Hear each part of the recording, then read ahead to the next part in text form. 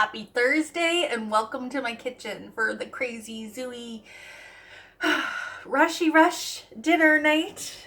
Alright, I thought I'm going to combat that tonight. I thought I'm going to be smart and pre-plan for crazy dinner night by incorporating my quick cooker turned slow cooker. Okay, so we've looked at this guy for like super speedy, ridiculous, fast cooking, but now we're gonna look at it for a different option. So you guys, like to introduce to you a brand new piece for spring. It is not out yet, but if you are a quick cooker owner, please give it some love. It is our brand new slow cooker and fry pan lid. So now, I mean, that's the biggest problem with using the quick cooker as a slow cooker, which you can totally do. So if you don't have the lid, like if you want to totally go this weekend and make something like a quick cooker, you just want to keep your valve open. Okay, that's where your steam release is going to happen. So quick cooking is definitely still possible, but you know, we all know, or most of us know, when you're quick cooking, the trick is not to peek while it's cooking, okay? So the glass lid is going to allow us to do all the peeking we want without actually having to lift the lid. It also has this little valve right here for steam release, which is the perfect size for us to put in our meat probe thermometer, which I will show you another time. So I have a pot roast here. This pot roast, if you have followed me for a long time, last summer I found like the best deal of life, which was like save $35 a pound, like something absolutely ridiculous that you'll never probably ever see again in your lifetime, sale. And there was like these big massive logs of roast basically. So I cut my own steaks and I cut my own roast beefs, and I think this is the last of those roasts. Well, I took this out yesterday afternoon in pre-planning and thinking I was being oh so smart, and it is still slightly frozen. Not bad, not rock solid, but definitely not not frozen. So I'm going to show you what we're going to do. It's still okay. We're going to plug this bad boy in. Okay, and we're going to go over to our sear function right here and hit start. And I'm going to get a little bit of oil in the pan. Love my new little oil thingy I got in Ottawa this weekend. Fantastic. So we're gonna let that heat up and we're gonna sear our roast. While that oil is heating up, I'll just go through our list of ingredients. We're gonna need 2 cans of cream of mushroom soup, one pouch of onion soup mix, of course your roast beef, and you're going to need 1.5 cups of water and some potatoes and carrots. So these are the potatoes that I like to use. These are the mixed little gems from President's Choice. I don't know. I'm a sucker for like the purple potatoes. Aww, I just love them. And some carrots. And that's it. Easy peasy. Like, it's almost to the point where I feel a little silly making a video about this because it's so easy, but it's so delicious. So let's get started with opening our cans with our smooth edge can opener, which, as if you follow me, you know that this releases the seals. It actually like separates the glue here. It does not actually cut the tin at all. So we find our magic spot, balance it, because it's all magnets, and just start turning until we feel the pressures change on it. It's just going to have a little bit of a different feel when you're turning, or you'll hear the click like that time. Okay, and we'll just set that aside. So I think our oil is just about ready to roll. We'll take our roast. We will just throw it in.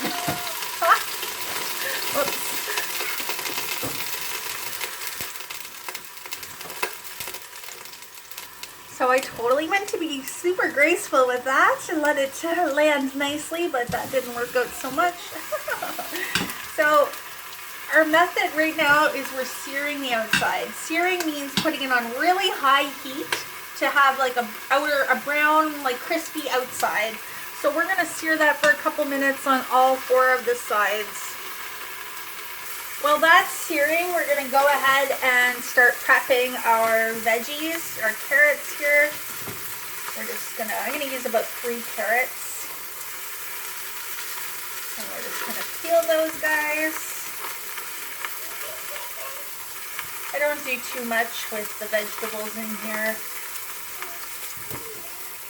Chop off the ends and just give them a little bit of a chop. So it's really starting to smell very like delicious charred meat in here. I don't know how else to put it. I feel like it might be time to, just based on that smell, to give our roast a flip. I'll try and get you in there to see that.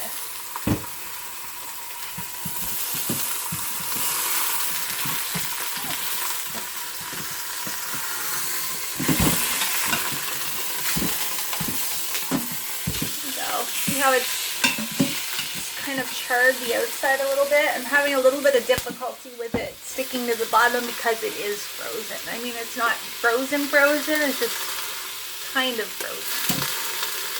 So we'll just let that keep going while we carry on with our prep. You could also put some celery in here, parsnips, anything that you like in your beef stew. And I think I'm gonna make some little, some of those, oh gosh, what are they called? I want to say beef Wellingtons, but I don't think that's what they're called. No, the little muffin tray, puffy buns. I'm having like a complete blank, but I will share my recipe with you later on when I show pictures. I'll just chop the ends off of these. Any little blemishes like that.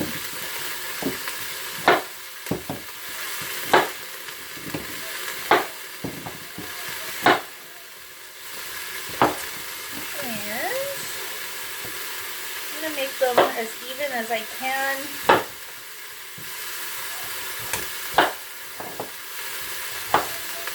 So pretty much pretty fairly even-ish.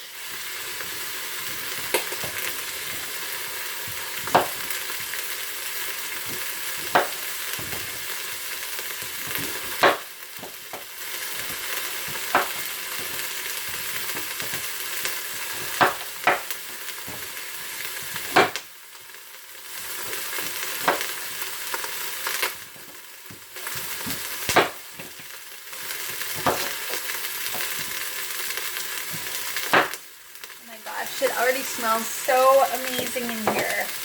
You'd think I've been cooking all day, really.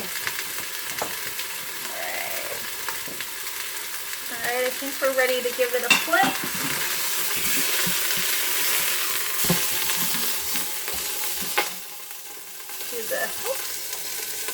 To the other side there.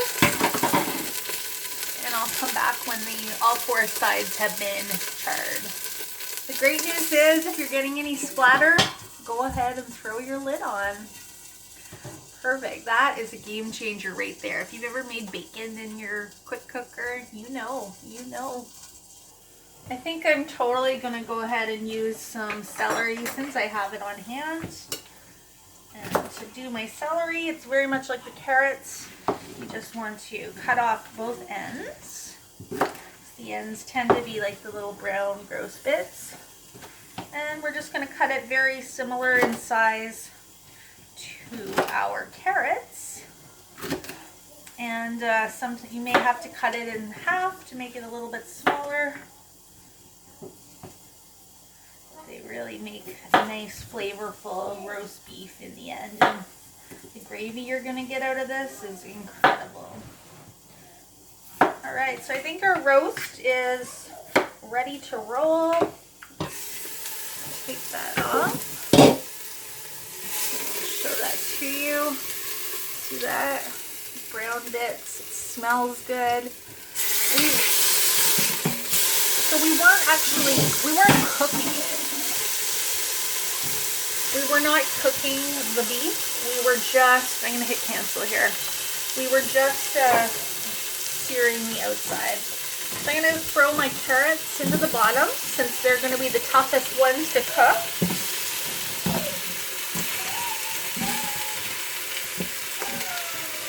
And then I'll throw our potatoes on top. Oh my gosh, wait, I did, back it up. I forgot to add in my onion mix.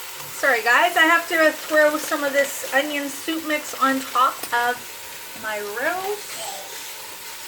There we go. As much as you can sit on top, the better. Okay, now we can throw our potatoes on top and our celery. So nothing fancy. Oh, it already smells so good. Oh my goodness. Okay, and we're gonna dump in our cans of cream soup. I mean, honest to goodness, nothing fancy going on here. It is a dump and go meal, which is very much my favorite.